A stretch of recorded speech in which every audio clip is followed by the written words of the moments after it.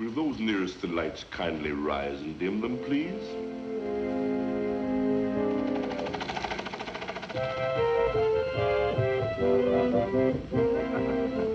There's something that is truly magical about seeing a movie in the theater with a lot of people, and it totally changes your experience. In the age of the faceless multiplexes which dominate the movie-watching experience, the Coolidge is no ordinary theatre.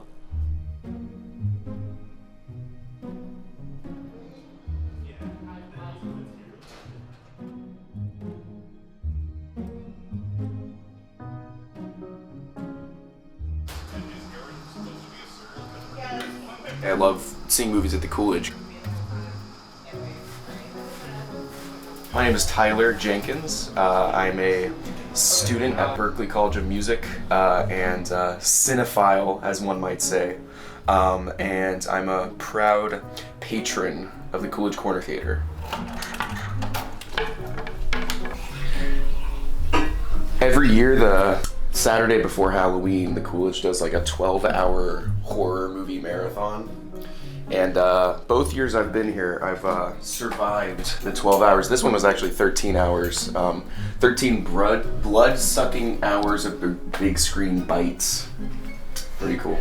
Well, actually, this past year, I don't know if you noticed this, I actually got hit by a car the night before the the 12-hour horror movie marathon. And this is why I love the Coolidge, is because they don't pack in as many seats as they can to get more money. They don't have the space because the theater's literally 100 years old, or 90 years old, I think.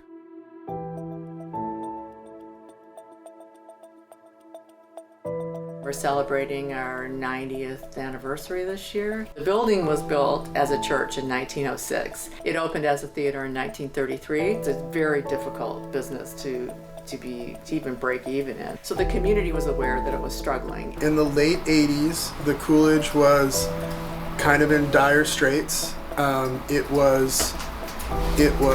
had just about gone out of business. That didn't happen because the community around Brookline and Coolidge Corner came together. They actually did the human chain around the building. There wasn't like a bulldozer like heading right for it or anything like that. It wasn't so dramatic.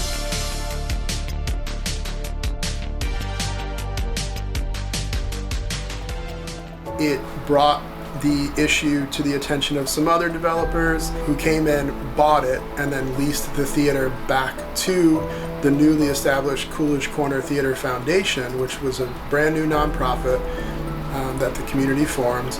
We've honestly, we had some tough times during our pandemic closure, just like everybody else did.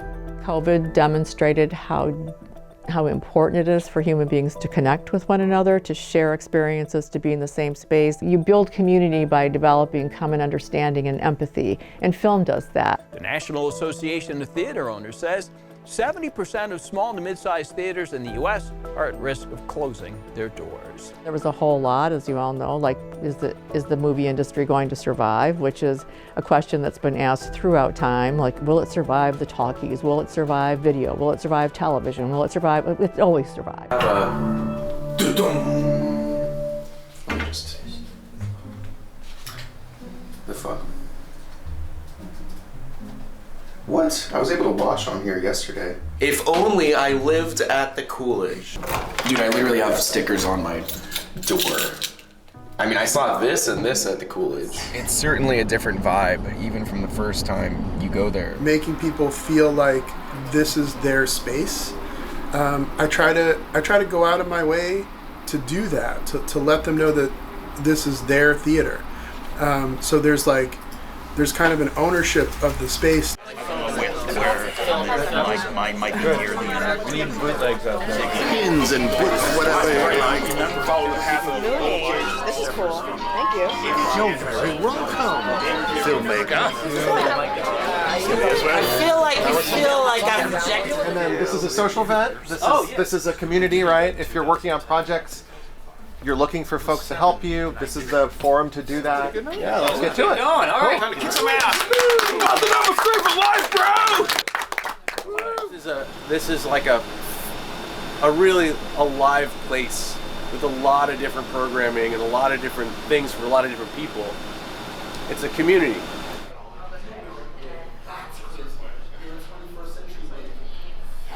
We don't do a ton of blockbusters in repertory, but we do some popular films for our rep programs. We try to be mostly focused on independent and foreign films. Our repertory programming, which was almost half of what we did last year, are all the classic films.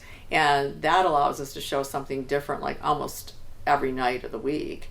And that's where it's been really surprising too, to see the young people come for those old films. Well, I guess, yeah, see, Midnight's Panic Room, I'm seeing that in a couple days. I've seen everything here except Rustin, actually. I think that's produced by the Obamas. The Maltese Falcon, which I'm going to tonight. What we're here to discuss tonight is a movie we're about to watch, The Maltese Falcon. Anyone have anything they want to start tonight's conversation off with in terms of things you'd like? When people think of Coolidge education, I don't want them to think of like a lecture or being kind of a passive vessel of like receiving expertise from somebody behind a podium, but as an extension of that community experience of talking to other people about their responses to a film, particularly if their responses are different from your own, and generating dialogue through the shared experience of cinema. Give up Wilmer as a fall guy, quote unquote, so that the police can, basically hang Wilmer, literally or figuratively, for all the murders that have happened in the story thus far that he may or may not have committed. We just care about everything that is happening in front of that audience in a way that doesn't happen at an AMC.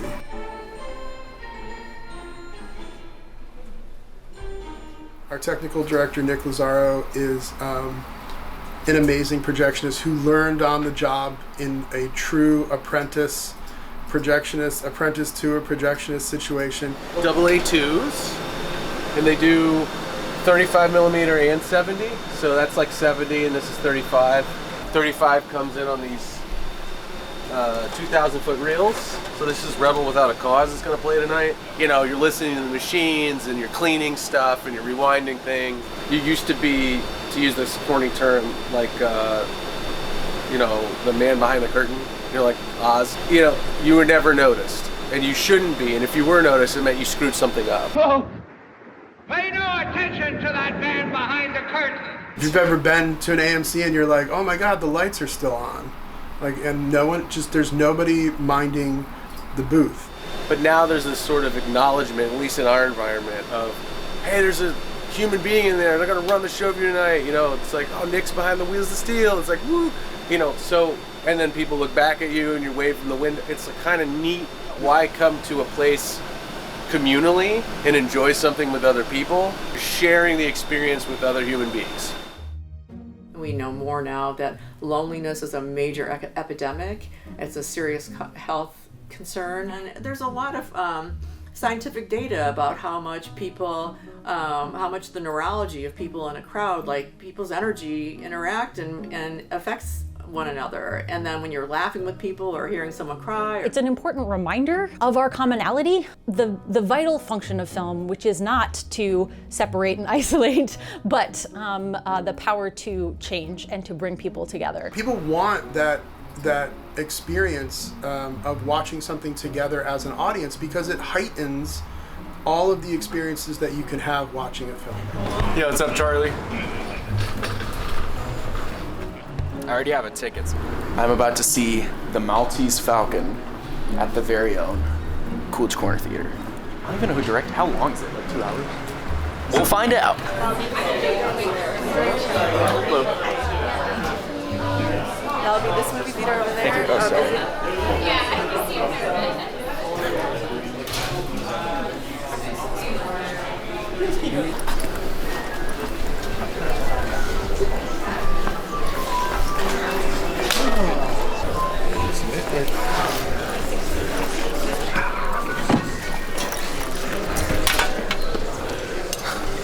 Front row, baby. 206. That's my spot.